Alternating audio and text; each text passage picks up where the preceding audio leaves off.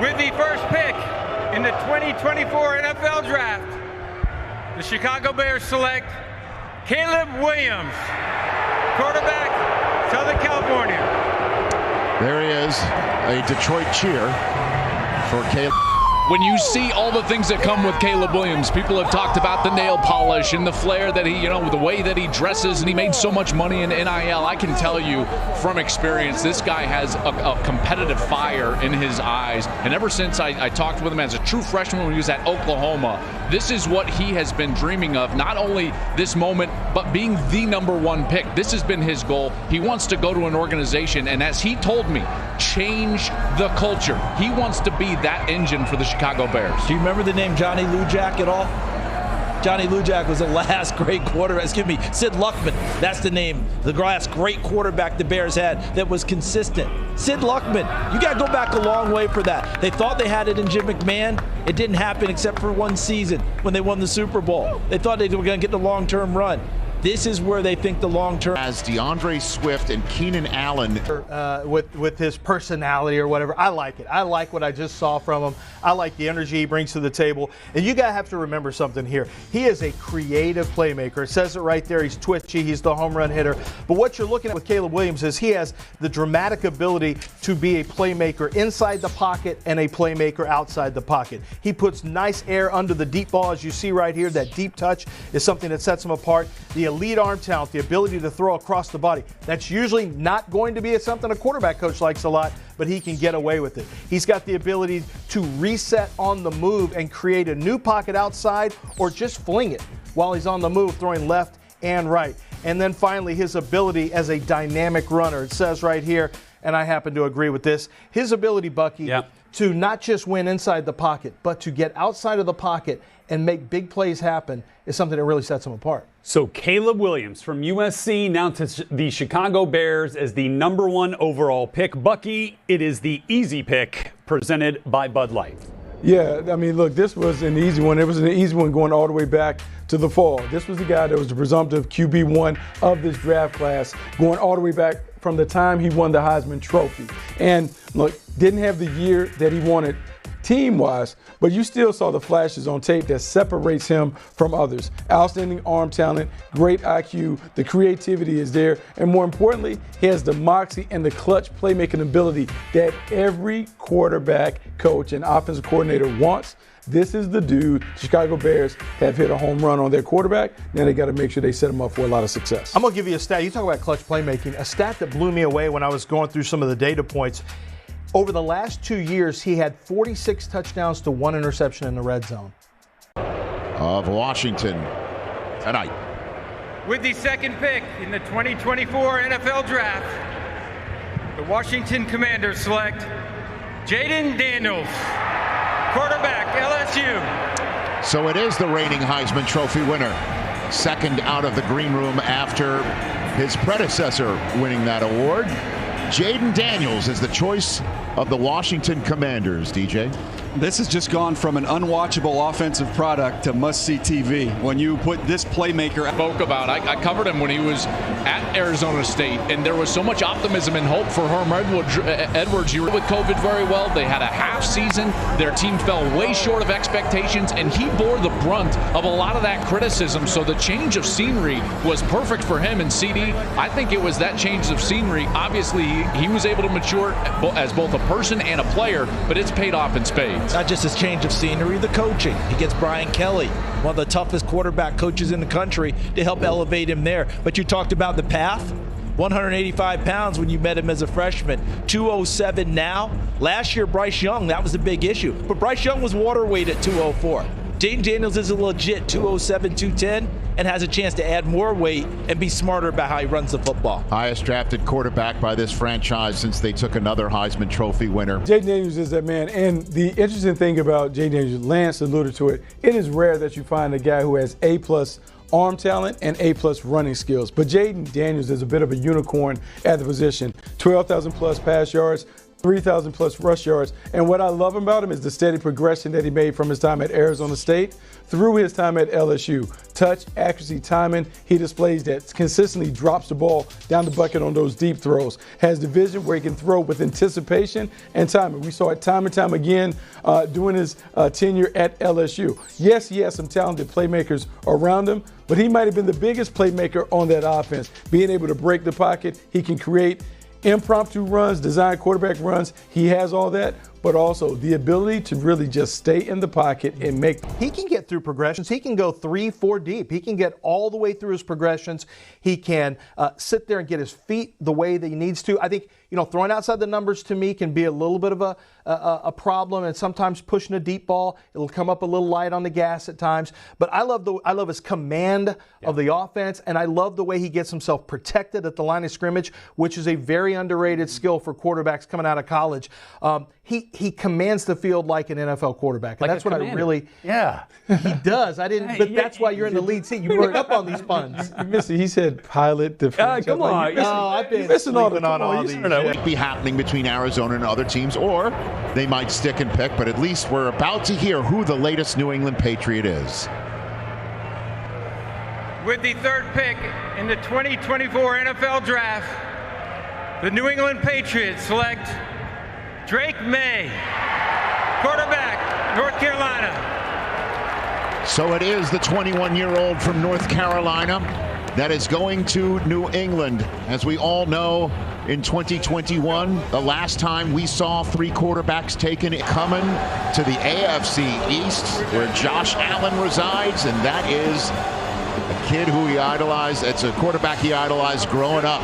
Here he is, the New England Patriot quarterback, 3rd overall, Drake May. Well, feels like for 2 decades, everyone was chasing Tom Brady in that division. Now everybody's chasing Josh Allen, and they got a big, rugged, physical, athletic quarterback in New England now that's going to give them a chance when they find themselves in some of those high-scoring affairs. This is an unbelievable athlete here in Drake May. As we go, how are we feeling, Drake May? So, Lance, tell us what we love about the UNC QB. He's traits. This is Mr. Traits of the draft at quarterback. Size and athleticism. He's got the big arm, unquestionable arm talent, without question. I think the other thing that really stands out when you look at Drake May is he's fearless now. Mm-hmm. He's got guts. Now, as Bucky mentioned, sometimes that turns into mistakes, and he's got to get that under control. But you'd rather say whoa than go, as they say about a quarterback, and he's got plenty of go. He's got good touch and accuracy on the ball, on the throws into the end zone. I think that's something he really needs to work on the short stuff, not throwing 100 miles an hour. But he's also a creative player, and he's a guy that when he gets outside of the pocket, he is physical as a runner, but he's not afraid to try to find a creative avenue to get the ball out. I just mentioned the mobility. I mean, it's a big part of who you have to be in today's NFL. You've got to be mobile enough to not be a statue, to make teams recognize that they're going to get hurt if they blitz you and they miss. If you come at the king, you best not miss. Well, that's what Drake May. Look, he is a work in progress. It's great that they have Jacoby Brissett there. There's not the pressure to put Drake May on the field, but if it comes together with the talent and the traits. While the Chargers are already a minute and a half into their clock. With the 4th pick in the 2024 NFL Draft, the Arizona Cardinals select Marvin Harrison Jr., wide receiver, Ohio State. Well, a Maserati is about to hit the showroom floor here in the Motor City. Marvin Harrison Jr., one of the more talented. An X that comes to life and is an X factor. And Kyler Murray has to have this guy in order to get this offense going. The organization says Kyler Murray's our quarterback. Give him some people that give him a chance to make those plays. Marvin Harrison does it. By the way, he didn't run the 40. He didn't do the combine. Didn't need to. Why? He was training to be a football player. That's exactly right, and that's what he is. Let me take you guys back a couple of years. You guys all know how many Ohio State games that Gus and I call, right? I mean, all of them. I think you did all of them. That might be actually accurate. I think you missed the Youngstown State game. That's about it. You know, we do our best, CD. There's no doubt. You even throw out the Maserati, Rich. You know, so that's a shout out. That's a shout out to Gus. You've been listening. That's By the way, Gus is from the D. So, guys, 3 years ago, he's a true freshman that's having a hard time breaking into the wide receiver room because it's Chris Olave, Garrett Wilson, and Jackson Smith and Jigba. And I would ask those guys, amongst the three of them, hey, who's the best among the three of you? And they would all look at me and say, oh, no, he's the best one. Marvin Harrison Jr., who wasn't even on the field yet, he proved it in that Rose Bowl, you remember, against Utah as a Harrison Jr. was very similar to Larry Fitzgerald when Larry Fitzgerald was coming out, meaning he was a pro's pro from day one. Polished route runner, great ball skills and pass catching ability, just has an ability to man the position like a number one. He is everything that you look for in a wide receiver one, and I think he's going to have a lot of success at the next level. Yeah, I mean, clearly the yards after the catch, something that we saw often from him in Columbus. I mean, look at the smoothness in the top of the routes. I mean, that's where that craft comes in, right, Buck? He has it. And when you have a dad that is a gold jacket guy, a Hall of Famer, just imagine what those conversations have been like since he's been little, since he's first started playing the game. He has all of that stuff. And I think the advantage that he may have on others, when he steps into the NFL facility, it won't be too big for him. He knows what it's going to be like. He knows what he's stepping into. That matters. I've kind of said it. He's got a lot of that smoothness and body control that we saw from his dad, but in a much bigger frame. I had a chance to watch him twice in person. First time I saw him in person, he made arguably the greatest catch I've ever seen in a college football game, and it was on like an out route or an out-breaking route on the sideline where he got like the foot you wouldn't expect to come down inbounds, just inbounds. I didn't believe it when I saw it. It was so ridiculous. But those are the types of plays that he made week in and week out in Columbus there for the Buckeyes. And, I mean, just an absolute stud of a player. You hear and you talk to people. C.J. Stroud, he had X production, which is exceptional. Yeah. With a much lesser quarterback this year, he had very similar production. And 1,200 yards, 14 touchdowns, almost exact. Exactly. And you talk a lot about, well, this guy needs a better quarterback, or this guy. Didn't matter who the quarterback is. He's just productive. In 2 losses against Michigan, he had 120 and 118 yards against Jim Harbaugh. They're both losses, but touchdowns in both of them. That just goes to show you that consistency, Buck. That consistency is there, and people shouldn't question the dog. He had to live up to his dad's name. You better believe that. He got everybody's best punch. And he has. And he didn't do it tonight either. So the coach of the championship college team in Michigan is about to make his first choice as a Chargers HC. I see what you did. Thank you, brother. With the 5th pick in the 2024 NFL Draft, the Los Angeles Chargers select Joe Alt, tackle, Notre Dame. So they do take the left tackle from Notre Dame, even though Rashawn Slater is their all-pro. But for the moment, let's give Joe Alt his flowers. Well, Joe Alt went from a tight end to a tackle, and within 2 years was the 5th pick in the draft. I think he'll be okay moving from left tackle to right tackle. He'll be able to pull that off. He is extremely long. You saw the dimensions. He's almost 6'9". This is Jonathan Ogden type height at left tackle. Length and range. You can't get into his chest. He does a great job of keeping his chest clean. You can't overpower him that way. In the run game for a big guy, he can roll his hips, get low, and create a lot of movement. You want to climb to the second level, which you're going to be doing a lot with Jim Harbaugh in this offensive system with the Chargers. He does that as well. They are going to protect Justin Herbert, and they are going to give Justin Herbert a running game. 2 areas and 2 issues that have been there for the Chargers since he entered the league. That's a fan cam right there presented by Rocket Mortgage, showing the moment that the Alt family is essentially back in the National Football League, right? So there he is, Joe Alt, going to Los Angeles to protect Justin Herbert and start road grading for Jim Harbaugh. You made some great points, Daniel, about what they're going to do. I think, Joel, you were anticipating that if this pick somehow that Arizona had passed on Marvin Harrison Jr. had gotten out, that might have been the wide receiver that would have been discussed right there, because Jim Harbaugh saw him for those years at Michigan. Group, we had talked about him as kind of that wire-to-wire number one. There was some late J.C. Latham love on the streets there, but it is Alt going to the Chargers. It is Alt. Alt is an extremely safe player when you look at the pedigree. His dad was an NFL tackle. He's got size. He's got athleticism. The length, as you mentioned here, as you see right there, range. What they mean by range is the ability to set out and go catch those speed rushers. What's really, I think, also impressive about him is for a taller center or taller tackle, he does a nice job of getting the pass, maybe a little easier. We're not going to make him carry all the load from now on. This was the most transparent pick that we could ever get. I mean, this was the telegraph from the thing. I mean, Jim Harbaugh takes over. He's always utilized the offensive line to really set the foundation for his rebuilding projects. He did it at Stanford. He did it again with the 49ers. And he did it with Michigan, winning the national title. There's no way that he was going to deviate from the formula that's been so successful for him. He goes and gets Joe Alt to now go with Rashawn Slater. They now rebuilt this offensive line. He wants to make the game very easy for Justin Herbert. They're going to run the football, and they're going to lean on their franchise, their superstar quarterback, to just make plays when they need him to make plays instead of just draining everything out of them. The Chargers are on their way to building a bully because he believes that bully ball works, and based on his track record, he certainly has a lot of success doing it that way. With the 6th pick in the 2024 NFL Draft, the New York Giants select Malik Neighbors, wide receiver, LSU. So they do go wide receiver from LSU, just like back in the day, Odell. And it is Malik Neighbors coming to the Giants' fold and bringing his remarkably dynamic style of most electrifying wide receiver in this class. Not the most polished, but a big play waiting to happen.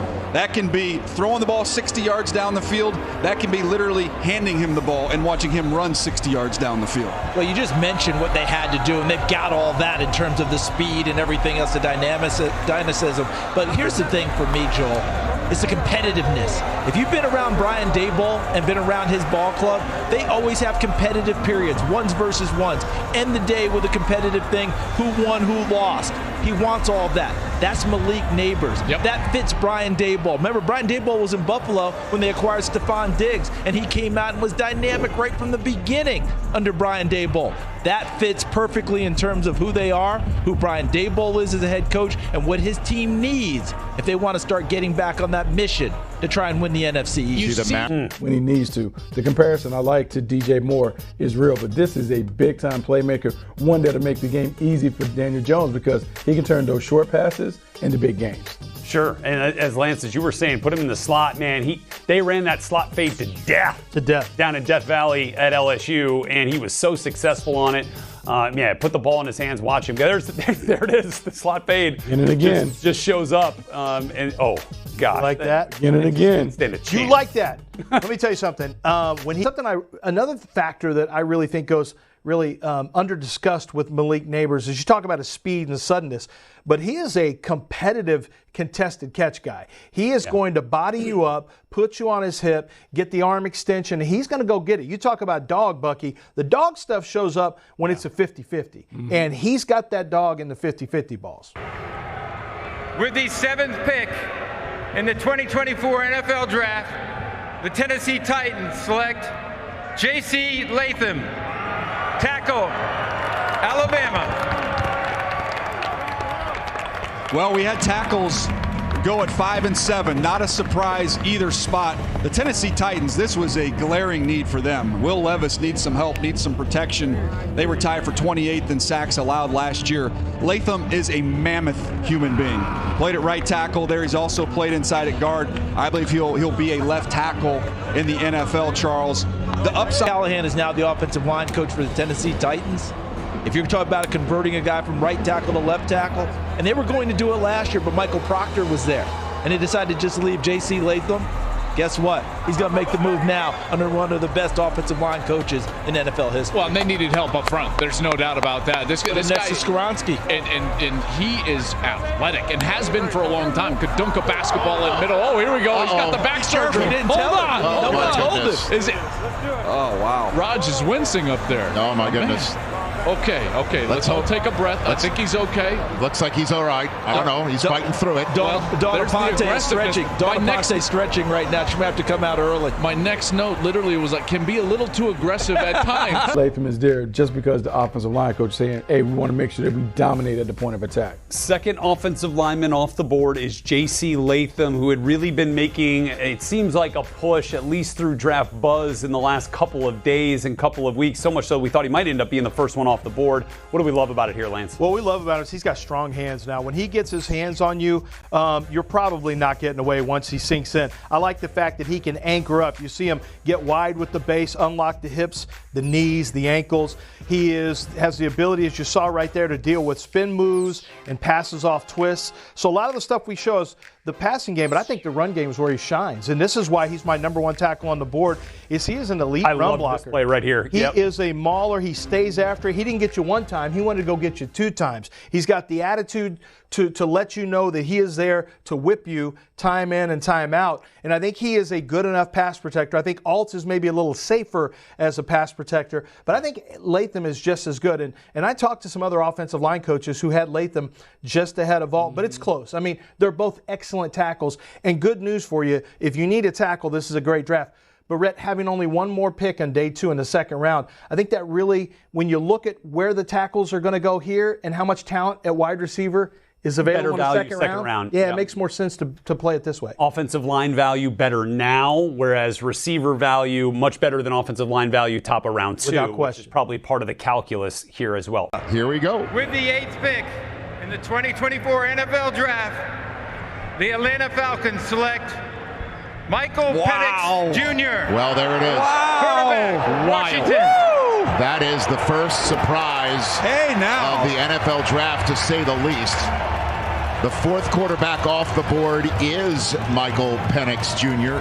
He is a top 10 selection, and he is going to the place that just made a very expensive investment in a veteran quarterback, and it's kind of wild that Kirk Cousins arrives in Atlanta. He signs in Atlanta. He leaves Minnesota to go to Atlanta. Minnesota is sticking around, and with this selection, having J.J. McCarthy get one more pick closer to them, with the Bears on the clock, the Jets after them, and there is the Vikings. But again, placing that aside, Michael Penix Jr. is going to Atlanta. And this is a huge arm. You see Joe Flacco's name on the bottom. The way the ball spins out of his hand, it is very reminiscent of Joe Flacco, and you talk about Justin Herbert just spinning the football. It is ridiculous with his arm strength. This is from the Texas game, attacking over the top down the field. He can play on top of the coverage. This was a question mark. In the Texas game,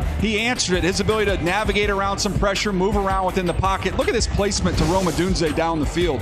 Beautiful ball. Again, outside the numbers, he's fantastic. Over the top, he's fantastic. And when you need to fit the ball in tight windows, watch him beat the safety with this throw. Again, it looks like he's throwing a Nerf ball. Yeah. He has got a ridiculous arm. Now, there's injuries. That's something that some teams were concerned about. His 4 seasons at Indiana all ended in injury. But the last 2 years, he's been healthy the last 2 years, and he's played out of his mind. But this is fascinating because we were talking about he's a little bit older. Yeah. Do you want to get him on the field? He's not getting on the field with Kirk Cousins in that contract right now. Well, I'll tell you, when he gets on the field, all right, you said he throws a great deep ball. I would agree. He throws the Atlanta Falcons select Michael Penix Jr., quarterback, Washington. Let's go. What? Let's go. Check out the fam cam presented by Icy Hot. Michael Penix is an Atlanta Falcon. My goodness. The surprise of the draft, without question. The 4th quarterback off the board to a team.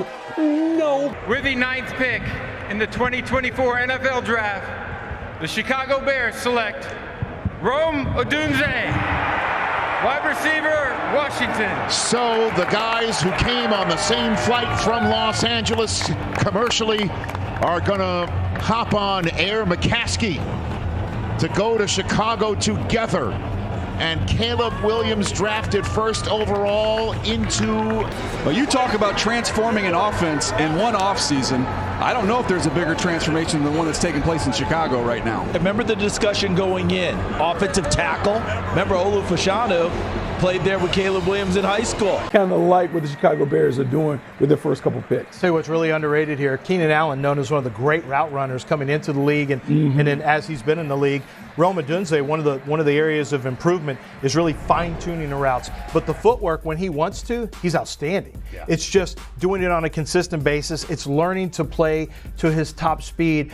But when you look at Keenan Allen, he's a guy who is able to play faster than his time speed. The thing with Rome Odunze I really love is he can work from every position, including the slot. When the ball goes up, it turns into about an 80-20. He has amazing body control in the air. You'll always see the arm extension and going to snatch the ball with strong hands outside of his frame. Right there, he showed you a little double move. He's got better speed than you think because he doesn't always play to that top speed. That's what I saw right there. That little whip route shows the ability to become a more refined route runner, in my opinion. But the ball tracking, the winning the ball, when the ball goes up, he can win contested catches underneath. He can take the slant and go and give you some yardage out of the slot, or he can just beat you down the field, which is something that we saw a lot from Michael Penix, his quarterback, is, hey, throw it up to Rome and let Rome go do something with it. And Rome usually did something with it. So how about the most prolific quarterback wide receiver duo in college football over the course of the last 2 seasons, going back-to-back picks? Penix at 8 to the Falcons, and now Odunze at 9, whose new quarterback shared a flight to Detroit with him. Good news is, no souls perished. The Vikings moved up 1 spot with the Jets. They flipped the Jets a 4th and a 5th on Saturday for the right to move up 1 spot. And we are assuming it is to take J.J. McCarthy because Michael Penix was selected by the Falcons about 20 minutes ago. Here's the commissioner to make it official. To help make the Minnesota Vikings selection, we are honored to have with us the surviving mother, brothers, and nephew of fallen hero, United States Army Sergeant Zachary Ewing.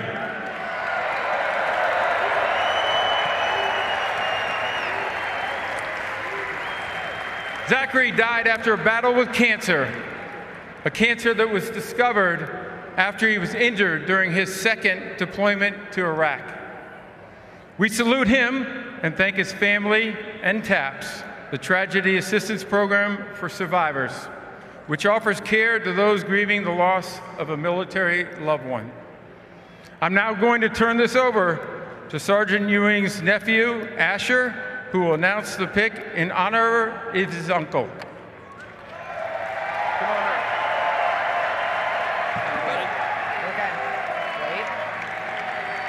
With the 10th pick in the 2024 NFL Draft, the Minnesota Vikings select J.J. McCarthy, quarterback, Michigan. And a huge ovation from the Wolverine heavy crowd here in Detroit, just down the road. And as you can see, in Van Buren Township, Michigan, he is going to Minnesota. And he is the quarterback of the Minnesota Vikings, joining a room with Sam Darnold, who was signed earlier. Cold weather, tough rebuild, tough division. You could go to the Giants. That's a tough rebuild as well. He goes to Kevin O'Connell's offense. This is tailor-made. And the thing that really stands out about J.J. McCarthy, you got to start with intangibles. Teams love the fact he was 63-3, dating all the way back to high school and through college. He has been a winner. And when I say winner, it's not to be taken lightly because he's got great command and confidence on the field. He takes every slight, puts it in his little memory box, and he goes out and tries to get you back for that. He can run the ball outside of the pocket, so he has that ability.